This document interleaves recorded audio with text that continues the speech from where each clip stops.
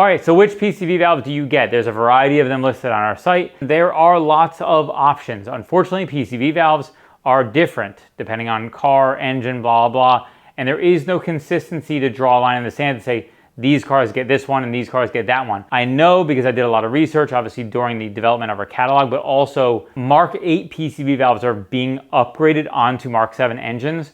And the problem is some people are having problems with running issues when they install it because the consistency of PCV valves installed on Mark 7 Gen 3 engines is inconsistent. For example, there are 1.8T engines that share the same PCV valve as Golf R engines. There are Golf GTI engines who share the same PCV valve as some Audi engines. There's no consistency across all the Gen 3 engines in terms of what cars specifically get which of 1.8T, Golf R, high output engines versus normal ones versus the B-cycle engines. There's no consistency. So email us with your VIN number and say, hey, I need a PCV valve for my car.